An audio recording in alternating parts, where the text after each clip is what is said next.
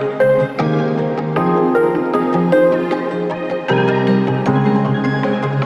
है वो परवान चढ़ा, इसके बारे में आप जरा डिटेल में बताइए।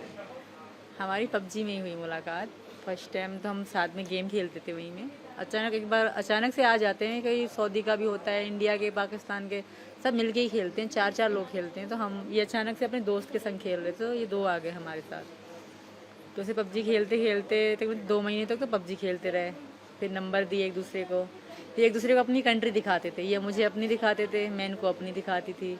कोई बारात जाए, कुछ भी हो जाए, ये मुसलमान हैं, ये हिंदू हैं, ये दिखाए, मैं भी उनको मुसलमान वहाँ के हिंदू दिखाती थी। जैसे जैसे हमारी वीडियो कॉल चलती थी, एक दूसरे को अपनी सिटी, मतलब इंटरेस्ट इस तरह बढ़ा कि ये इंडिया का है, मैं पाकिस्तान का, मैं भारत वाले से बात कर रही हूँ, ये बड़ी खुशी हो रही थी मुझे वहाँ पे। तो इनकी मतलब शहर देख के कि भाई सेम सेम है, तो अच्छा सा लगता था। तो हमारा इंटरेस्ट बढ़ता गया, बात चलती गई तो आदत सी बनने लगी। फिर तो पहले दिन में होती थी, फिर तो रात में भी होती थी। सो तो कॉल चला के सो, वीडियो कॉल, सामने फ़ोन धर के फिर सोती थी मैं। ऐसे हम दोनों को नींद नहीं आती। सुबह को दुकान में चले जाते थे लाला की, फिर वहीं फ़ोन सामने धर के सारा दिन काम करते रहे। बात भले भी ना हो पर एक दूसरे को देखते रहते थे हम दोनों। इस तरह बढ़ते बढ़ते फिर हमने 21 में तैयारी करी कि भाई मिलना है। तो इनका पासपोर्ट था नहीं, ना मेरा पासपोर्ट था। मेरा पहले पासपोर्ट नहीं था, मैंने यहाँ आने के लिए पासपोर्ट बनवाया अपना, बच्चों का। पहला पासपोर्ट मेरा खारिज हो गया, वो सीमा नाम था उसमें, खाली कंप्लीट नाम मेरा नहीं लिखा गया, तो उसमें मेरा वीज़ा नहीं लगा नेपाल का। फिर दोबारा मैंने पासपोर्ट बनवाया सीमा गुलाम हैदर के नाम से, उसमें मेरा वीज़ा लग गया। फिर ये मतलब इनका पासपोर्ट नहीं था, इन्होंने काफ़ी बार पैसे भी दिए पासपोर्ट वालों को, उन्होंने बना के ना दिए। 100 कागज़ बताते ये ले आओ, ये ले आओ, ये ले आओ, तो समय पे समय लगता जा रहा था। तो मैंने कहा तुम आ जाओ। फिर नेपाल का पता पड़ा ना कि नेपाल में इंडियन मतलब ऐसे आ सकते हैं बगैर वीज़ा। तो मैंने कहा तुम नेपाल आ जाओ, हम वहीं मिलेंगे। तो ये तो पता था आधार कार्ड, पैन कार्ड इस तरह चेक करते हैं, पर जब ये आए तो कुछ भी इतना चेकिंग नहीं हुई। जब आए गए ना आराम से छोड़ देते हैं। तो फिर हमारा तब से हमारे दिमाग में बैठे कि हम दोबारा भी यहीं से आएंगे हमेशा के लिए इंडिया। तब से बैठी। तब हमने शादी भी करी थी 13 मार्च को। फिर मतलब 17 मार्च में रिटर्न चली गई वापस। बच्चे वहीं मेरी चाची के पास थे। तो दोबारा अब मैं आई 10 मई को। 10 मई को वहीं से निकले, 13 को इंडिया पहुंच गए 3 दिन के अंदर। तो सीधा आपने इंडिया का जो वीज़ा है वो पाकिस्तान से क्यों नहीं लिया? लिए बहुत ट्राई करा सर, वो मिला ही नहीं। ऐसा नहीं कि मैंने शुरू से सोचा कि मैं लीगली जाऊंगी ना, मैंने पहले इंडिया के वीज़े के लिए अप्लाई करा, इंडियन एम्बेसी ने वीज़ा दिया ही नहीं। मैं मुस्लिम थी, मेरे आधार कार्ड में, आईडी कार्ड में मुस्लिम थी, तो मुस्लिम को बहुत कम, 100 में से 1 मुस्लिम को वीज़ा मिलेगा, बाकियों को नहीं मिलता। ये भी गलती है। अगर वीज़ा मुझे वहाँ से मिल जाता शायद मैं आज जेल में ना काटती, इतना ना होता कुछ। तो इंडियन वीज़ा कम देती है, जैसे पाकिस्तान इंडियन को वीज़ा कम दें वैसे वो यहाँ को देते हैं। शायद इतनी फ्रेंडशिप नहीं है, इस कारण वीज़ा नहीं मिला मुझे इंडिया का। फिर मैंने ये गैर कानूनी तरीका मतलब करा। पबजी खेलने की बहुत शौकीन रही हैं आप? बहुत ज़्यादा। अब भी जिस दिन हम पकड़े गए, एक दिन पहले मैं पबजी खेल रही थी, ये गए भागो पबजी छोड़ो, चलो हमें पुलिस पकड़ने आ रही है। तो आप दोनों की पहली मुलाकात जो हुई वो नेपाल में हुई पहली बार? पहली बार हम 7 दिन साथ रहे थे, शादी भी हमने करी थी वहाँ पे। शादी आप लोगों ने कर ली थी? तो आपके 4 बच्चे हैं पहले, तो आपके जो पहले पति हैं वो अभी कहाँ पे हैं? अभी वो सऊदी अरब में, अभी भी उन्होंने जो रिकॉर्डिंग बता रहे वो सऊदी अरब में है। उनसे मेरा कोई वास्ता नहीं, वो बकवास कर रहे हैं वैसे ही। कि ऐसा थोड़ी है, इंडियन गवर्नमेंट पागल थोड़ी है कि ये कह देंगे वापस। मैं भी चिल्ला चिल्ला के कह रही हूँ, मैं इंसान नहीं हूँ, मैं यहाँ तुम्हारे देश में हूँ, तो मेरी भी सुनना चाहिए उनको कि वो मेरी नहीं है ना। हमारे पहले तो वो किसी से भी, किसी मुल्ला से, किसी से भी पता कर लें जो मुस्लिम में है कि 6 महीने पति पत्नी अगर रिलेशन में ना रहें, क्या डिवोर्स हो जाती है खुद से? अगर वो ना करे तो अलग बात है, वो हो जाती है। तो वो मेरे पति नहीं है। वो कितना भी खुद को चिल्ला चिल्ला के कहे ना, वो मुझे मतलब फंसाने की कोशिश कर रहे हैं, पर मैं फंसूंगी नहीं। वो उसकी सब सपोर्ट करेंगे, मानती हूँ, पर मेरी भी यहाँ के सपोर्ट करेंगे। जब मैं जेल में थी ना, वहाँ जेल के मुस्लिम भी मुझे बहुत चिढ़ा रहे थे कि तुम्हें शर्म नहीं आई, धर्म छोड़ते। वहाँ कैदी थी वो भी औरतें हैं। तो मैंने वहाँ पे बड़े जेलर थे, उनको कह दिया, मैंने कहा मुझे इंडिया के मुसलमानों से कोई उम्मीद नहीं है, अब जो करेंगे मेरे लिए हिंदू करेंगे, क्योंकि मैं इस धर्म में आ चुकी हूँ।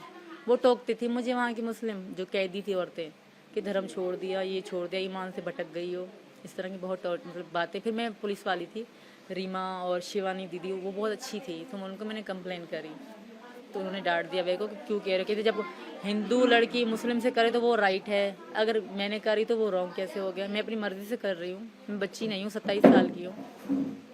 जब नेपाल में आपकी पहली मुलाकात थी तो बच्चों को आप पाकिस्तान ही छोड़ के आई थी? तो पाकिस्तान छोड़ आई थी मैं। तो जब मुलाकात हुई आपकी नेपाल में, आप लोगों ने शादी कर ली, उसके बाद क्या अगला डिसीजन था, क्या आप लोगों ने तैयारी की, कैसे हिंदुस्तान आगे आना है, इसके लिए आप लोगों ने क्या किया? पहले तो हम मिले इस कारण कि हमने सिर्फ फ़ोन पे एक दूसरे को देखा था। ये कहता है मैं ऐसा हूँ, मैं ऐसा हूँ। मैं कहती मैं ऐसी मैं ऐसे कि मिलें एक दूसरे को। अगर हम ऐसा हो ना कि हमसे पसंद भी ना आए और मैं हमेशा अगर डिसीजन करके घर बार बेच के आ जाऊँ और हम एक दूसरे को पसंद भी ना आए, कुछ ऐसा वैसा हो जाए, 4 दिन की चांदनी हो शायद, तो हमने मिलने का डिसीजन लिया। बच्चे मैंने वहीं छोड़े चाची के पास, उनको कहा मैं लाहौर जा रही हूँ घूमने भी 7 दिनों के, क्योंकि लाहौर का रास्ता 2 दिनों का है। 4 दिन रास्ते के, 3 दिन मैंने घूमने के बता दिए, क्योंकि जहाज़ में तो मैं 4 घंटों में पहुँच गई थी। तो हम मिले, तो मिले, मुझे बहुत अच्छे लगे। पता नहीं, मैं इनको लगी कि ना मुझे बहुत ज़्यादा अच्छे लगे, ये बहुत स्वीट थे। तब अब पता तो हमारी वहीं पे हो गई। तो उसके बाद क्या हुआ फिर, आप लोगों ने कैसे इंडिया कैसे पहुंचे? फिर मैं वापस चली गई, शादी वादी हमने करी। मैंने इनको प्रेशर कर, मुझसे शादी कर ले, अब कुछ भी हो जाए मैं ना रह पाऊँ इनके बगैर। फिर हमने वहीं शादी कर ली। शादी करने के बाद हम साथ रहे। जब मैं आई तो ये भी रोई थोड़ा, मैं भी बहुत रोई। फिर हम अलग हो गए, मजबूरी थी, बच्चे पीछे अकेले हैं। तो मैंने शायद मैं 2 बार इनको कहा भी कि मैं नहीं जा रही, बस इनको बच्चे मेरी बहन संभाल लेगी।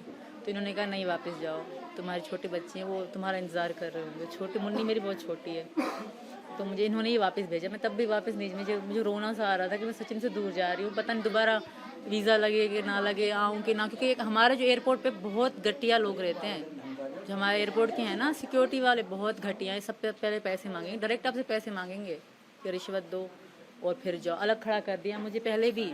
मैं रोती रही कि सचिन वहाँ पहुँच गया नेपाल और मुझे ये जाने नहीं दे रहे। तो ज़बरदस्ती, तब तो मैंने इनको पैसे ना, मुझे पता ना था कि रिश्वत मांग रहे हैं, तब तो मैं चली गई, रो रही थी। तो मुझे उनका तरस आ गया, मुझे छोड़ दिया। दूसरी बात तो मुझे अलग ही खड़ा कर दिया उन लोगों ने, अलग खड़ा कर दिया मुझसे। मतलब 300 साथ थे आपके? हाँ, दूसरी बात $300 थे, $150 मुझे सभा नाम था उसका। लास्ट चेकिंग में यहाँ कह रहे थे रेड लाइन पर क्या वो लगा देंगे, यहाँ तो तुम्हें पेमेंट करना होगा, फी पासपोर्ट 10,000 रुपये रिश्वत मांग रही थी। फिर उन्होंने मुझसे कागज़ में ही डलवा के मतलब $150 लिया। बाकी मुझे पता $150 $300 थे टोटल मेरे पे, वो भारत से पहले ख़त्म हो गए। 6 लाख की तो टिकट आई खाली हमारी। और जो मैं कागज़ बनवाती थी ना, वो भी 10,000 की चीज़ 20,000 में बन रही थी, क्योंकि मैं अर्जेंट बनवा रही थी, मुझे आना था यहाँ। तो फिर बच्चों को लेकर दोबारा आप वापस नेपाल पहुंचे? हाँ। तो सचिन नेपाल वहाँ पहले पहुंच चुके थे? नहीं, दोबारा ये ना, इनको लाला ने छुट्टी ना दी, लाला इनके ने, जो इनकी लाला इन्होंने छुट्टी ना दी, तो ये यहीं पर रहे। यहाँ पे एक चारपाइयाँ, खाने पीने का सामान, ये सब लेते रहे यहाँ पे ना। जैसे मैं वहाँ से निकली ना, तो ये ले रहे थे और मैंने मना कर दिया जो होगा सर। पहले इन्होंने कहा, गाड़ी वाले से हमने बात करी थी, कि गाड़ी वाले ने कहा हाँ मैं तुम्हें बॉर्डर क्रॉस करा दूंगा, कोई दिक्कत नहीं है। इन्होंने कहा मेरी पत्नी है वहाँ पे, उसका आधार कार्ड खो गया है, तो कह रहे मैं क्रॉस करा दूंगा, कोई दिक्कत नहीं, गाड़ी वाले ने कहा। फिर जब मुझे सबने कहा ना कि यहाँ से बस जा रही है, वो बहुत अच्छी बस है, तुम आराम से चली जाओगे, बच्चे छोटे हैं, तो उन्होंने उस वेन ने मुझे वहीं पे बस स्टॉप पे ही छोड़ा, पोखरा में। तो मैंने वहीं से बस पकड़ ली 15,000 नेपाली में। फिर वहाँ से आप कैसे दिल्ली यहाँ तक कैसे पहुँचे ग्रेटर नोएडा तक? सुबह 6 बजे हम बस से वहाँ रात को वहीं लेट गए, हम लोग सो गए। फिर सुबह 6 बजे मैं वहीं से निकली, 13 की तकरीबन 1-2 बजे यहाँ पहुँचे। ये रास्ते में मेरे लिए खड़े हुए थे गाड़ी पे, जो गाड़ी वाला है ना उसके नंबर से हमारी बात हो रही थी कि मैं तुम कहाँ, मैं यहाँ हूँ, तुम यहाँ हो, ये बात हो रही थी हमारी। मेरा तो सिम ही नहीं था इंडियन, मेरा फ़ोन तो बंद ही हो गया, मतलब काम का ही नहीं था। तो फिर कहाँ मुलाकात हुई आपके यहाँ पर? यहाँ कोई मोड़ है इनका, मुझे इनका नाम पता नहीं कौन सा है। जेवर टूल टैक्स से आगे फरियादा कट है, वहाँ पर यमुना एक्सप्रेस वे पर बोल दिया था मैंने गाड़ी वालों को कि यहाँ उतरना है। मैं भी वहीं खड़ा हो गया था, तो वहीं उतर गई। तो वहाँ आपके फिर आप चारों बच्चे लेकर यहाँ पर आ गए? उतरी, फिर ये गाड़ी लेके यहाँ आए। फिर हमने रूम तो ले रखा था पहले से इन्होंने, हम रूम पे गए, बैठे, रिलैक्स हुआ, खाना वाना खाया। 2-1.5 महीना हम बहुत आराम से रह रहे थे, बहुत कोई ऐसी बात नहीं थी, अच्छे से रह रहे थे। बच्चों के काम पे जाते आते खाना बनाती थी मैं इनके लिए। तो अचानक से जब जुलाई आ रही थी ना, तो बच्चों के स्कूल खुल रहे हैं, तो सब मुझे वहीं के जो मालिक मकान है वो भी कहते थे बालकों को स्कूल बिठा दे।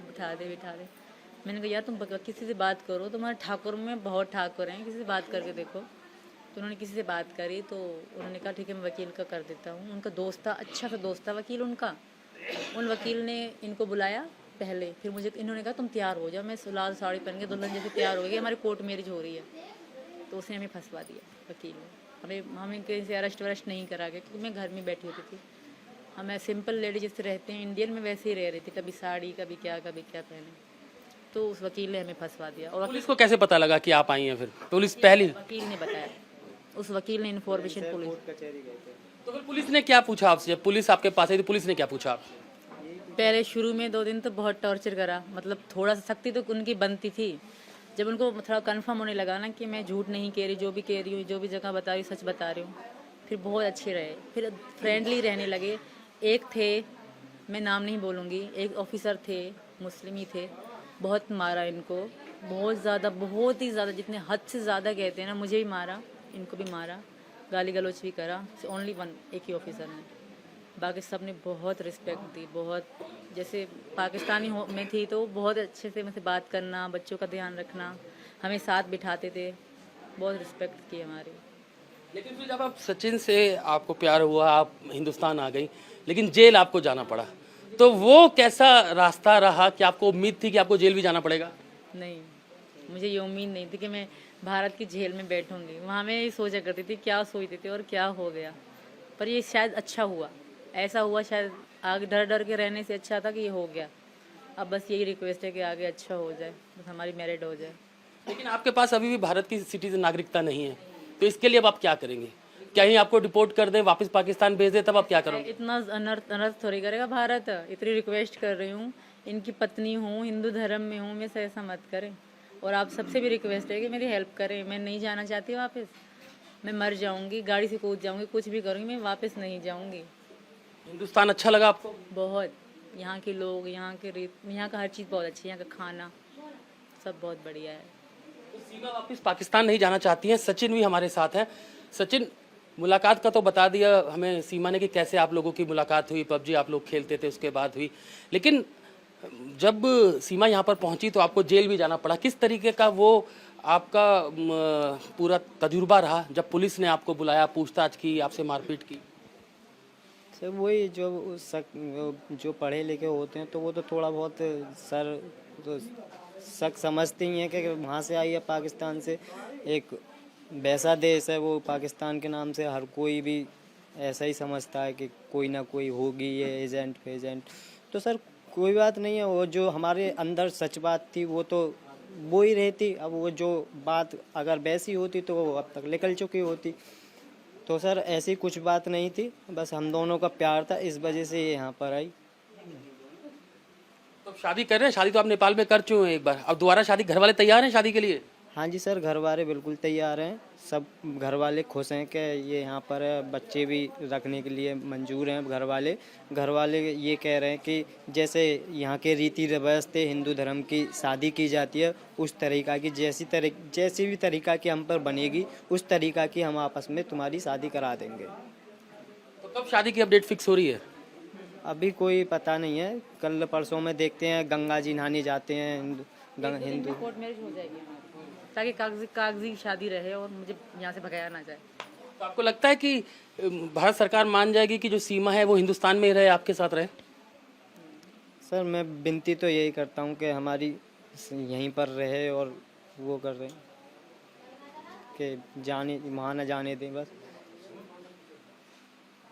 तो आपको भी उतना ही, जब आपने सीमा को पहली बार देखा, उतना ही प्यार, आप चारों बच्चों के साथ रहने को तैयार हैं? परिवार तैयार है? हाँ जी सर, उतना ही प्यार है, और घर वाले भी रखने के लिए तैयार हैं। सीमा, नॉनवेज वगैरह खाते हो? ये तो मेरे को लग रहा है कि सचिन तो शायद खाते हैं। अब तो आलू पराठे, आलू मटर, आलू ये तो यही खाना ज़्यादा पसंद करूँ अब तो। आलू चावल ये जो होते हैं, पहले खाते थे, अब साल हो गए मैंने मीट नहीं खाया बड़ा वाला, बस मुर्गा खाते थे कभी कभी। तो सचिन फिर अब पूरी तैयारी घर बसाने की है सीमा के साथ ही? हाँ जी सर, घर बसाने की है, यहीं शादी करने चाहते हैं, अपना बच्चों को पढ़ाने अड़ाने भेजेंगे।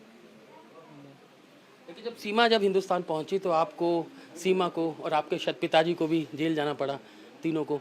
तो अभी क्या लगता है कि पुलिस आप लोगों को सपोर्ट कर रही है या किस तरीके से परेशान किया जा रहा है? परेशान तो अभी नहीं करा जा रहा, खैर अभी सपोर्ट कर रही है, खैर कोई दिक्कत नहीं है अभी तो फ़िलहाल में। यहाँ के लोग भी सब आशीर्वाद दे दे कर जा रहे हैं, जो भी आ रहा है घर पे, बहुत लोग आए हैं सुबह से, तो सब आशीर्वाद देते जा रहे हैं कि पाकिस्तान से बहू आई है इसलिए सब आशीर्वाद दे रहे हैं? जी सर, हम दोनों अच्छे लगे, जरूरी थोड़ी ना कि पाकिस्तान से ही आई है कि उसको इस वजह से वो दें, खैर हम दोनों अच्छे लगे, इस वजह से सबको आशीर्वाद